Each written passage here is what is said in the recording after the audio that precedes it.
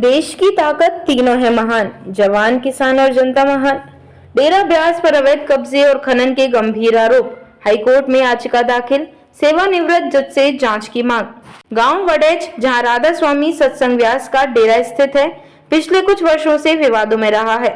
याचिकाकर्ता बलदेव सिंह सिरसा का दावा है कि डेरा ने आसपास की जमीन पर अवैध कब्जा, खनन और निर्माण कार्य कर इलाके की भौगोलिक संरचना और पर्यावरण को क्षति पहुंचाई है। इससे पहले भी कई बार स्थानीय किसान और सामाजिक कार्यकर्ता इस तरह की गतिविधियों को लेकर आवाज उठा चुके हैं, लेकिन प्रशासन की ओर से कोई ठोस कार्रवाई नहीं हुई। याचिका में क्या क्या कहा गया है? अवैध खनन और नदी की दिशा में बदलाव।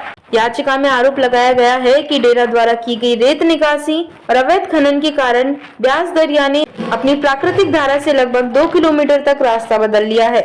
इस बदलाव से क्षेत्र की लगभग 2500 एकड़ उपजाऊ कृषि भूमि नष्ट हो चुकी है, जो पहले खेती के लिए इस्तेमाल होती थी। हाई कोर्ट की रोक के बावजूद गतिविधियां जारी। याचिकाकर्ता ने बताया कि इससे पहले हाई कोर्ट द्वारा एक स्पष्ट आदेश जारी किया गया था, जिसमें क्षेत्र में किसी भी प्रकार के निर्माण या खनन गतिविधियों पर रोक लगाई गई थी। बावजूद इसके डेरा द्वारा कार्य जारी रखे गए, जो न सिर्फ अदालत की अवमानना है, बल्कि ग्रामीणों के मौलिक अधिकारों का हनन भी है। परिसर की सीमाएं अवैध रूप से बढ़ाई गईं। याचिका में कहा गया है कि डेरा प्रबंधन कई तरह के हथकंडों से अपनी सीमा को धीरे धीरे बढ़ा रहा है। ग्रामीण इलाकों में स्थित सार्वजनिक भूमि और नदी के किनारे की जमीन को कब्जा कर उसे डेरे की संपत्ति की तरह प्रयोग किया जा रहा है। हाई कोर्ट की ओर से क्या आदेश हुआ? पंजाब एवं हरियाणा हाई कोर्ट ने याचिका पर सुनवाई करते हुए सभी संबंधित पक्षों को नोटिस जारी किया है, जिसमें राज्य सरकार, स्थानीय प्रशासन और डेरा प्रबंधन शामिल है।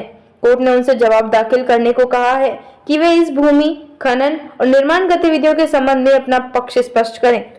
याचिकाकर्ता की मुख्य मांगे: सेवानिवृत्त हाईकोर्ट जज से जांच की अपील, ताकि निष्पक्ष और न्याय संगत जांच हो सके। एक उच्च अधिकार प्राप्त समिति का गठन, जो गांव वडेच की भूमि की रक्षा करे और भविष्य में कब्जा न हो, यह सुनिश्चित करे। दोषी अधिकारियों पर कार्यवाही, जो इस अवैध कार्य में सहयोगी या लापरवाह रहे हैं, उनके विरुद्ध कानूनी कदम उठाए जाए। पर्यावरणीय मूल्यांकन, ब्यास नदी और आसपास की भूमि पर पड़े असर का वैज्ञानिक और पर्यावरणीय अध्ययन करवाने की मांग। यह मामला केवल एक स्थानीय भूमि विवाद तक सीमित नहीं है, बल्कि इससे कई बड़े मुद्दे जुड़ते हैं। धार्मिक संस्थाओं की जमीन पर पकड़ का दुरुपयोग, प्रशासन की चुप्पी और मिलीभगत, पर्यावरणीय विनाश और नदी की धारा में मानवीय हस्तक्षेप, किसानों की आजीविका पर खतरा, न्यायिक आदेशों की अनदेखी। कोर्ट यदि याचिकाकर्ता की बात मानती है तो सेवानिवृत्त जज की अध्यक्षता में जांच आयोग का गठन हो सकता है। डेरा ब्यास को कोर्ट में अपने खनन और निर्माण कार्यों को उचित ठहराने के लिए ठोस दस्तावेज प्रस्तुत करने होंगे। अगर डेरा दोषी पाया गया तो पर्यावरणीय कानूनों, भूमि अधिग्रहण अधिनियम और अदालत की अवमानना के तहत कड़ी कार्यवाही संभव है। राज्य सरकार को अपनी भूमिका स्पष्ट करनी होगी, खासकर कि किन अफसरों की अनदेखी या मिलीभगत से यह स्थिति बनी। यह केस एक बेहद संवेदनशील और चर्चित धार्मिक संस्था से जुड़ा होने के कारण काफी राजनीतिक और सामाजिक महत्व रखता है। अब सबकी निगाहें पंजाब एवं हरियाणा हाई कोर्ट के आगामी आदेश और सरकार की जवाबदेही पर टिकी हैं।